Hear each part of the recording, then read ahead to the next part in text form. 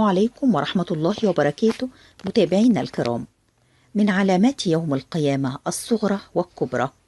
الصغرى: أولا كثرة النساء، ثانيا الكاسيات العاريات، ثالثا كثرة الخمر والزنا في بلاد الإسلام، رابعا موت الفجأة، خامسا إنفلونزا الخنازير.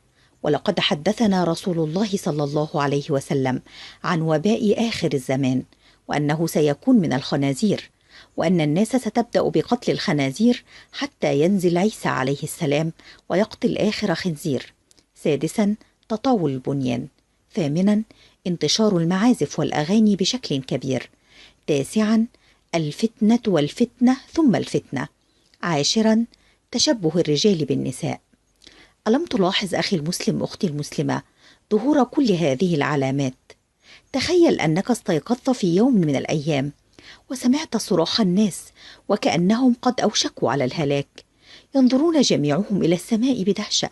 نعم، إنها الشمس قد أشرقت من المغرب. أتعرف معنى هذا أخي الفاضل أختي الفاضلة؟ نعم، إن باب التوبة قد أقفل، وقد رفعت الأعمال إلى الله، خيرا كانت أو شرا كانت. لم تعد تنفع توبة تائب أو كلمة ارحميني يا أمي.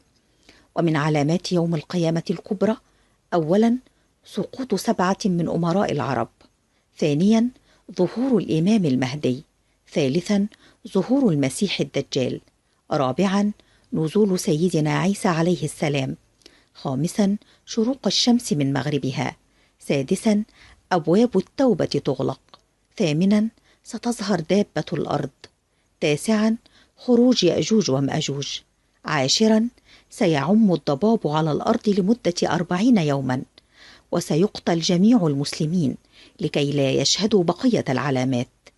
11 نار عظيمة ستسبب دمار. 12 دمار الكعبة. قال رسول الله صلى الله عليه وسلم: من نقل هذا النبأ عني سأجعل له يوم القيامة مكانا بالجنة. وفي النهاية لابد أن نقول أن الساعة ستقوم، لا نعلم متى ولكن قريبا، ونعرف أن هناك الكثير بعيدون عن الدين.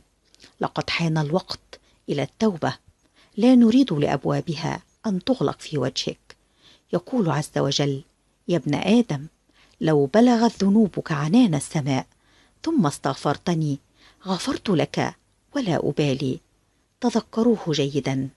نسأل الله سبحانه وتعالى أن يرزقنا قبل الموت توبة، وعند الموت شهادة، وبعد الموت مغفرة. والسلام عليكم ورحمة الله تعالى وبركاته. لا تنسى الاشتراك في القناة ليصلك فيديو آخر سينال إعجابك بإذن الله، ودمتم بخير حال.